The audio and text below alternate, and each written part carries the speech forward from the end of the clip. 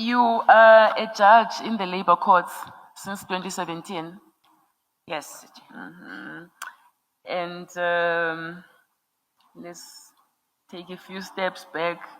You studied law, obtained a BProc LLB from the University of Limpopo, and later a diploma in insolvency law from UP, and then a certificate in international commercial law from a certain university in Amsterdam. Yes, Prayer University. You did articles and practice as an attorney for a very brief period, then joined the University of Limpopo as a law lecturer, I assume. Yes, CJ. Which subjects did you teach?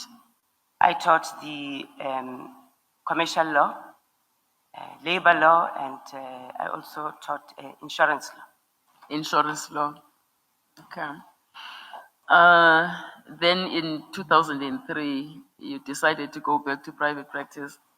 In fact, in 2003, when I started my practice, I was fortunate also to get employed by the university. So to get? To be employed as a lecturer at the University of Limpopo. Oh, so when I started to practice, yes, simultaneously all right. So you ran that practice until your appointment as a judge in 2017? Yes. Okay. Doing what kind of work? I did, in fact, it was a general practice, but I focused more on the labor law. I did the contracts. I also served, in fact, I did work for the Land Claims Commission, where I assisted the claimants with the formation and of legal entities. So I did contract law, and I did also wills and estates. Yes. All right. And you were involved with the CCMA and various bargaining councils between 2012 and your appointment as a judge? Yes. All right. So you have actually sat in the High Court during your time at the labor court. Yes, I sat. I acted there for 18 months. 18 months. Yes. And which courts did you sit in? I sat in almost all courts except the civil trial. I mean, sorry, the criminal trial. So did you say except? I sat in all courts as CJ. Including criminal? Except the criminal trial. Oh, I see. Yes. But I sat in criminal appeal court, full courts. And I did the reviews, criminal reviews, and petitions. Was it your choice that you did not sit in the criminal court? No, How it wasn't. How did that come about? No, it wasn't. Do you know why you were not rostered to? I did not know. I do not know, and I did not ask. I suppose it wasn't your place to ask. All right, so you don't have any experience on the criminal side? I wouldn't say that. I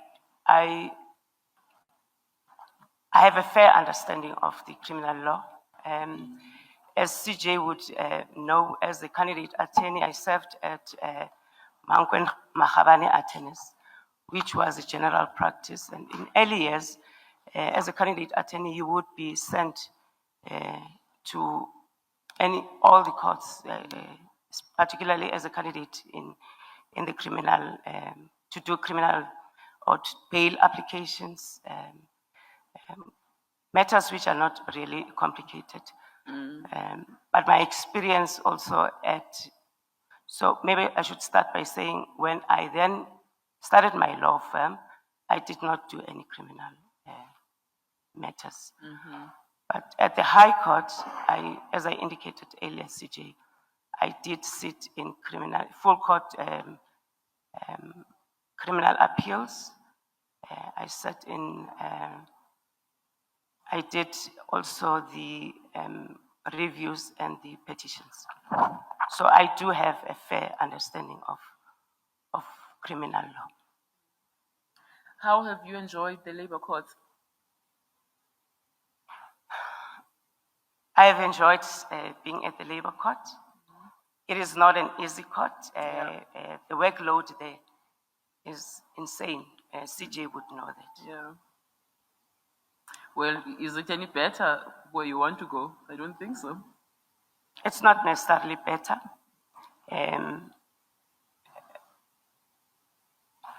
But it's because labor law is specialized, as we all know. I would want to move to a court where I think I've served the labor court, and I think it's time for me now to move to a court that to the High Court, where I will be dealing with different kind of laws. Yes, no, but I fully understand. You've written judgments at the labor court. Yes, I have, CJ. Many, I hope. There are a lot. How many? When I counted, it was over 400, CJ. And in the High Court? In the High Court, I have also. You haven't? I've written judgments. Oh, all right. Yes. How many? About 26. All right. Have any of these judgments been reported? Yes, CJ, when I looked, or when I checked the last time I checked, about 100 or so of my judgments, or just over 100 of my judgments have been reported.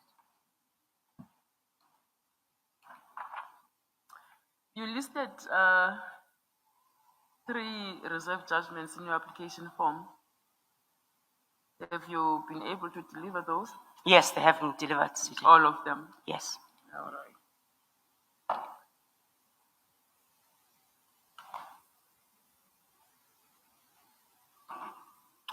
All right. AJP? Thank you, Chief Justice. Good afternoon, Judge Mahosi. Good afternoon, AJP. You indicated that as a candidate attorney, you were sent to all courts to do bail applications and some of the trials. When you say all courts, I think you mean district courts. Because District courts, yes. Okay. You have seen the comments from the GCB, compliments and some of the negative comments by the GCB. Yes, I have, AJP. And looking at the matters that you handle, I also noted that you did 6 full court appeals. I have, AJP. In the said appeals, is there any of the appeals where you sat as a senior judge? No. But I have written judgments of all. I have written about 4 judgments for the full court. For the full court. In paragraph 14.1, it is stated that the last sentence, on the other hand, the candidate perhaps lacks experience dealing with full court roles. I don't understand. Do you know what could be GCB meaning when they say you don't have experience in dealing with full court roles? Yes, I saw the comment, AJP, and I do not agree with it because I think, or I believe that I have had enough exposure in that regard. I have sat, as I indicated, I have sat in the full court appeal, both in Pretoria and Johannesburg. During your stint sitting in Pretoria and in Joburg, did any of the leadership or any of the senior judges indicate to you that maybe there were some complaints that you are not handling the course well, you are abrupt, and that you are ill-prepared to hear certain matters? No, I have not had that kind of complaint. Now, I'm just raising this because in Pretoria, every term we meet with PSA to discuss the challenges that we have with council, and they would also indicate to us the challenges they have with our judges. So as I stand here, I haven't had any complaint, or PSA have not indicated any complaint. So on these complaints that they are raising, because you said you want to be in the High Court, what's your response to them? Maybe to be more particular, when they say that you are ill-prepared to hear matters, you are ill-prepared to hear matters, and you prefer a form rather than substance. I saw that comment, AJP, and when I saw it, I was actually very surprised. Because as a judge of the labor court, where we encounter lay individuals, if I was an abrupt and perhaps ill-prepared, or any of the comments that they've made, I don't think I would be sitting here for this interview. I would have long been reported, and I don't think I would be here. So it is not true. In fact, what I've done after seeing the comment, I went back and I looked at the roles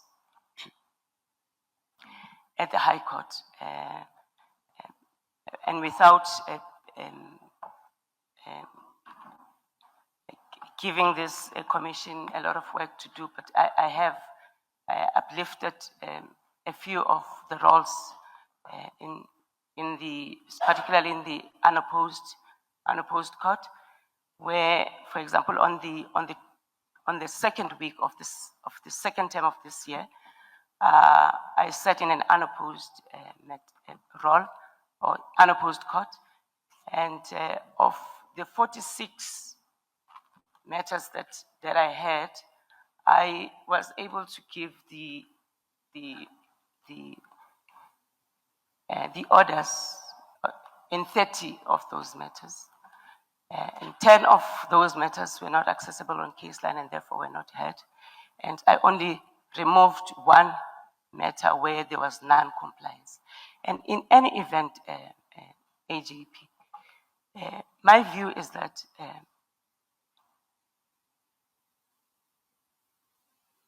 where there isn't any non-compliance with the rules and the directives of the court, it is my duty not to grant orders or to make sure that the practitioners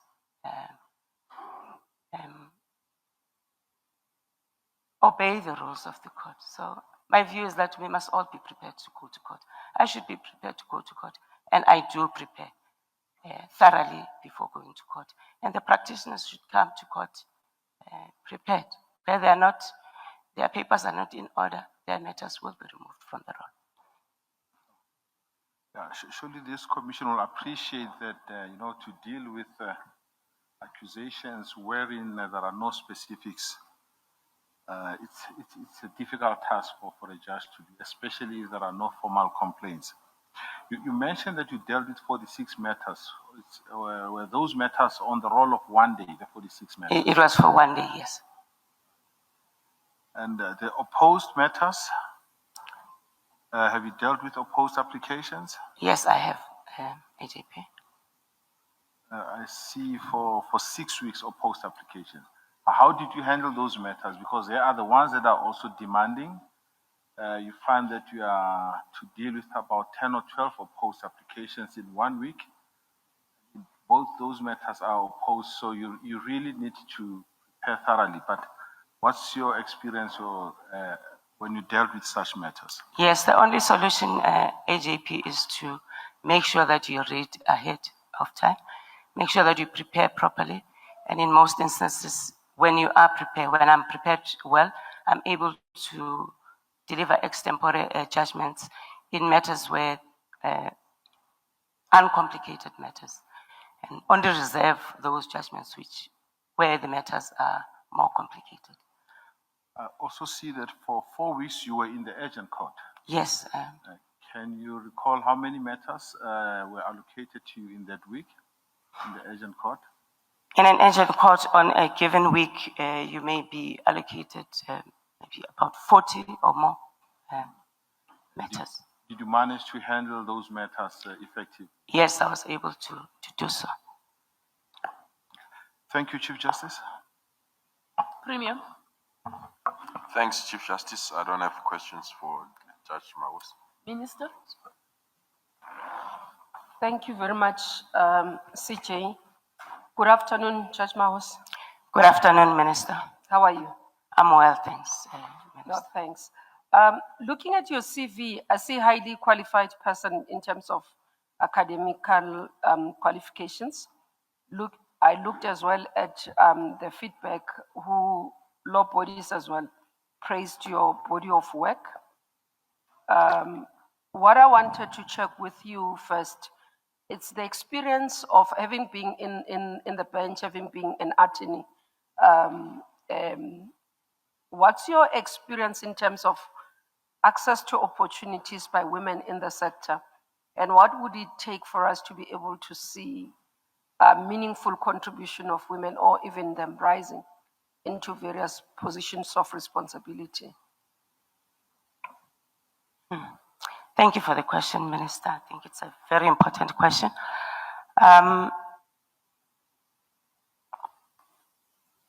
It hasn't been very easy for women to get opportunities. But I think what is important that we should do is to make sure that we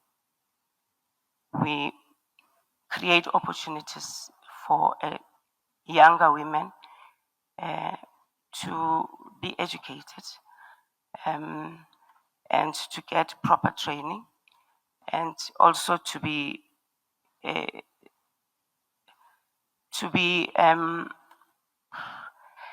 exposed, and for them to be exposed to the fields that they would be interested in. For example, particularly in law, we must be able to mentor young women and make sure that they understand exactly what the job or our work is all about, and also make sure that they have interest in getting into the labor field. Oh, sorry, not the labor field, the law field. I'm so used to being at the labor court. I feel like I'm a permanent judge there. Like, yeah. No, thank you. Just a follow-up on that, linking to, I'm looking at, I think it's GCP, making a comment about your personal commitment to the values of the Constitution.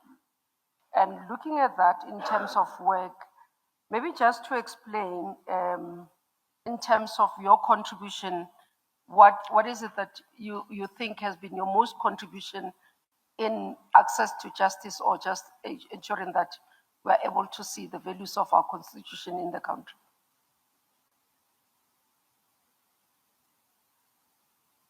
My contribution,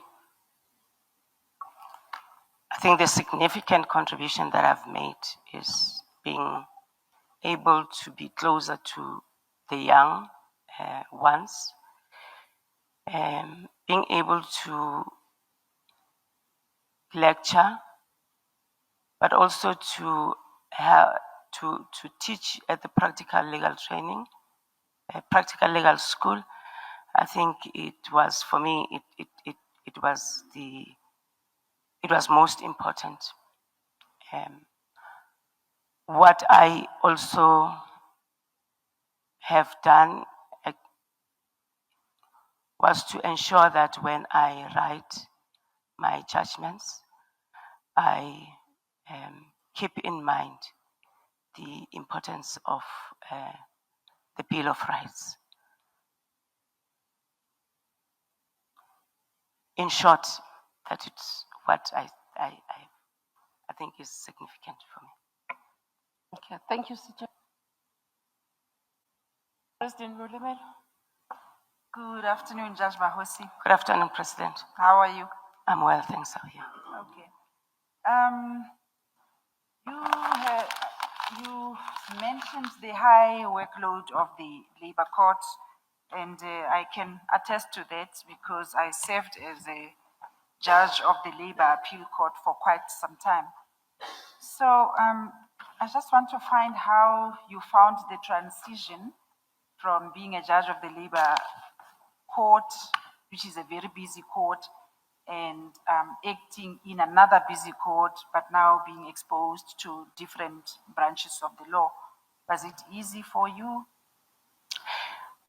I must say that it wasn't that difficult. It was actually easy because as I indicated earlier, and also as you have said, the labor court or the workload there is crazy. So going to the High Court, I found that I was actually ready to be there. I could cope with the work,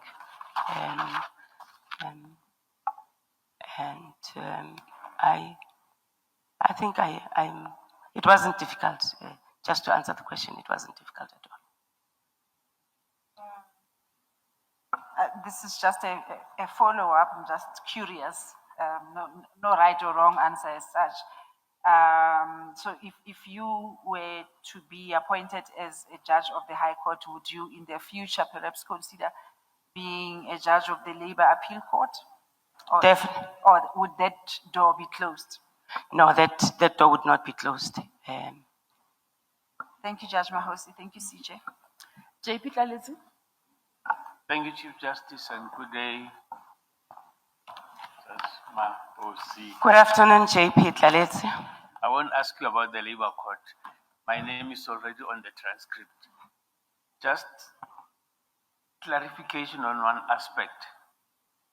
I may have not heard you properly because the acoustics in here are not so good, or we may have used two negatives, which will convey the message that we are conveying differently. Did I hear you to be saying that where there is non-compliance with rules and directives, you do not grant orders? In response to the AJP's question on the comments made by the GCB.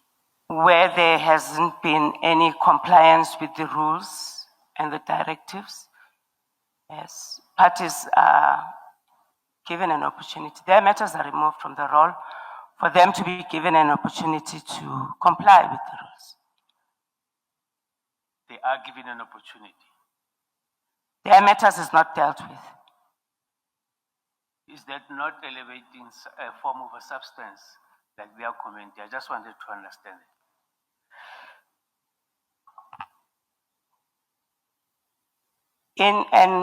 Let's take in an unopposed role, JP. Rules and directives are there to be complied with. Otherwise, why do we have them? If they are not complied with, and it is required.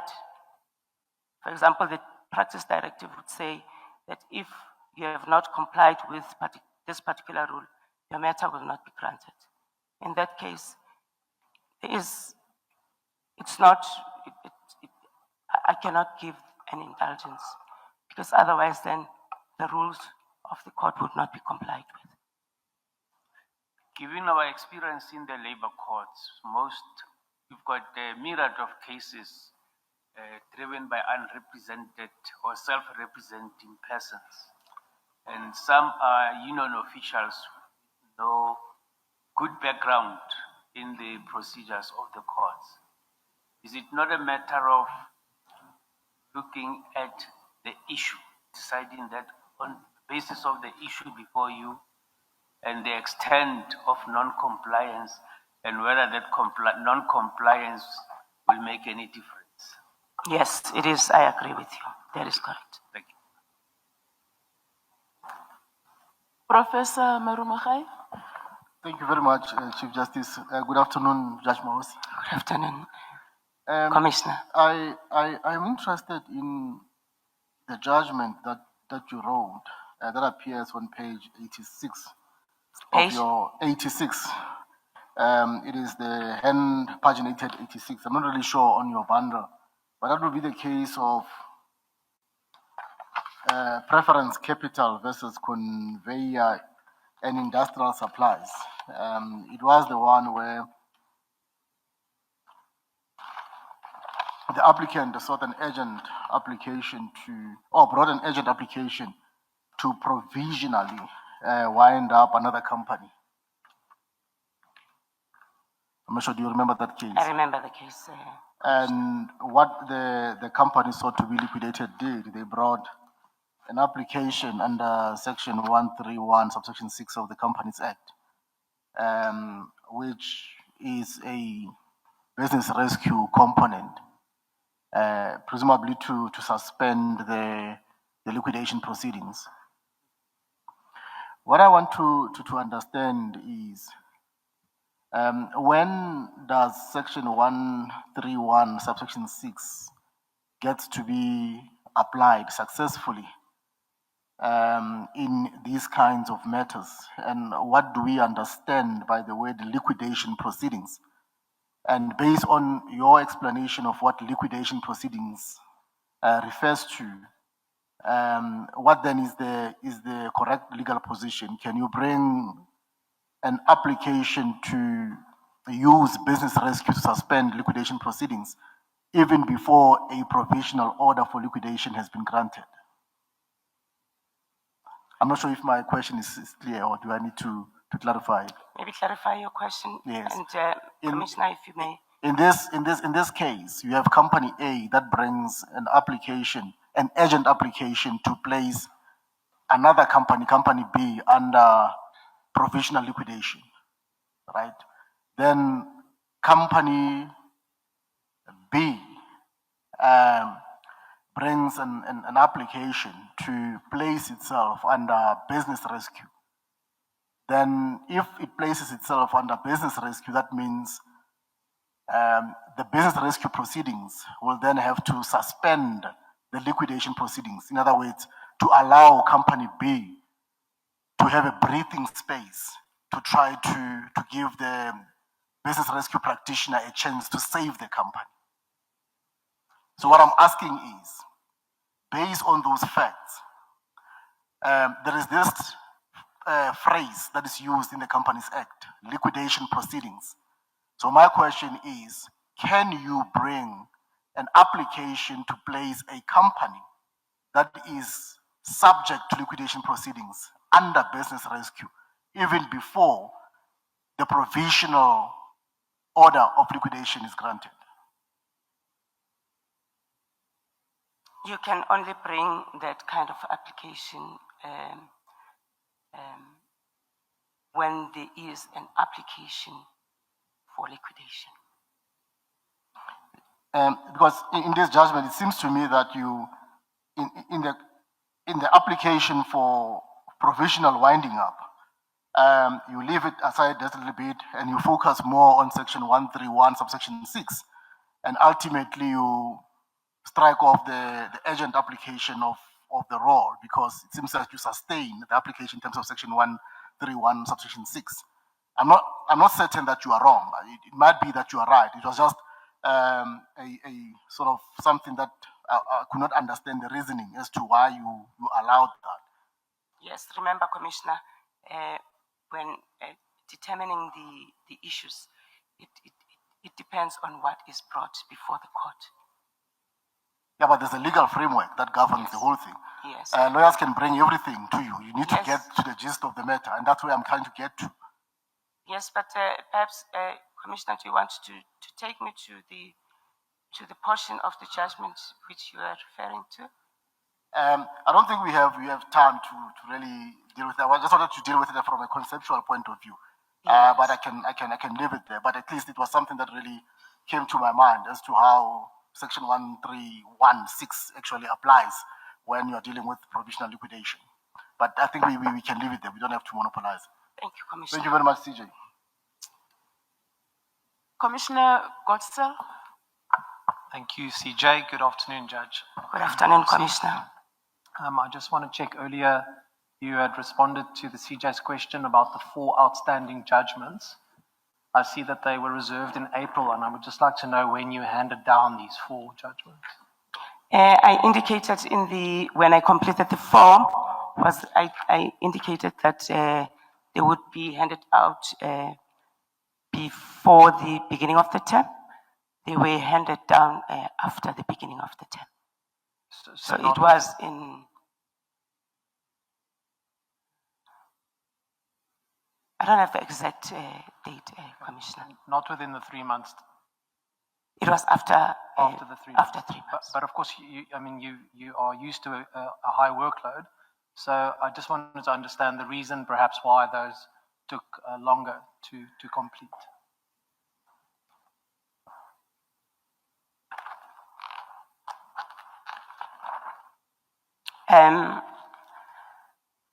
I can attribute the delay to quite a number of various reasons, Commissioner. But I do not want to sound like I'm making excuses. I understand the importance of delivering the judgments within 3 months. But the reality is, in some instances, even where you aim to do that, there are instances or there are circumstances which require or which makes it impossible for us to do that, or for me to do that.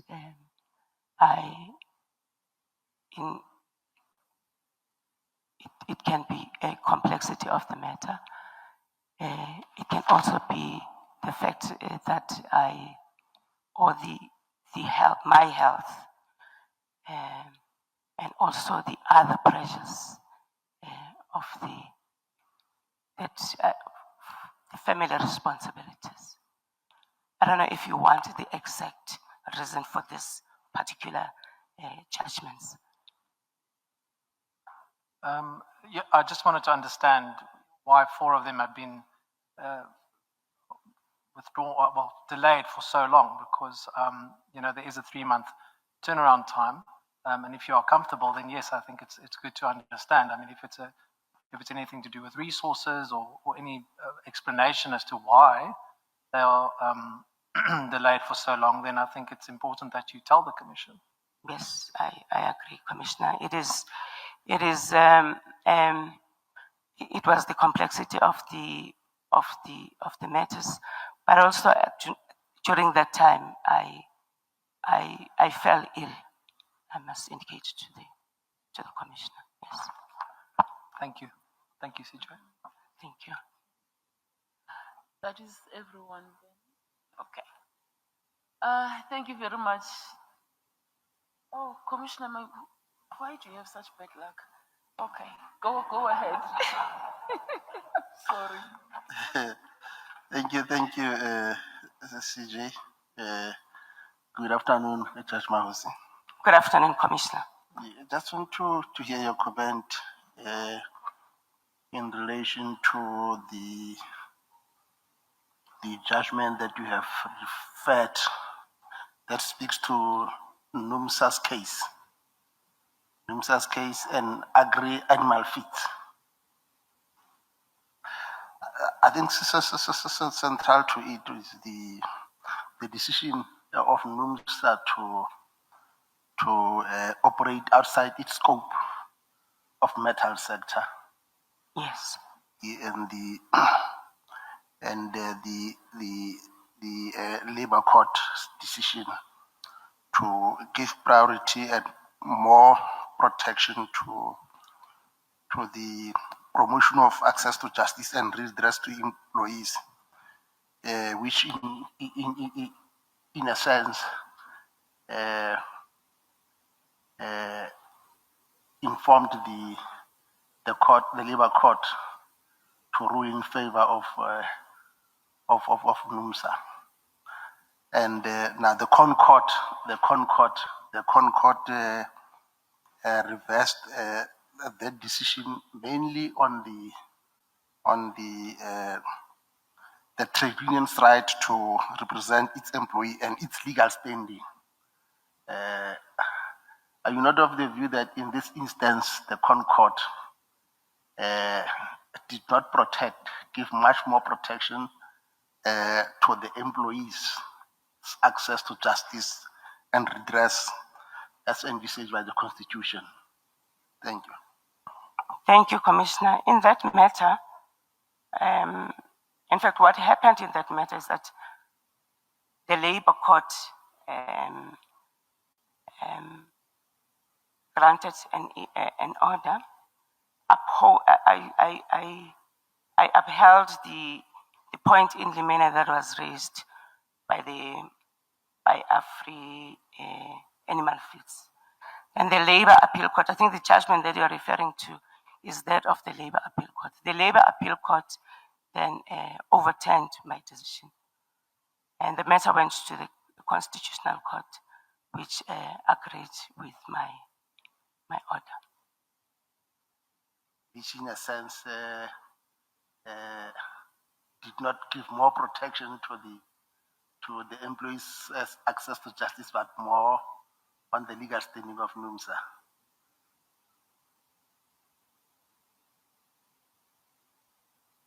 No, thank you, Judge D.Mahosi. Thank you, CJ.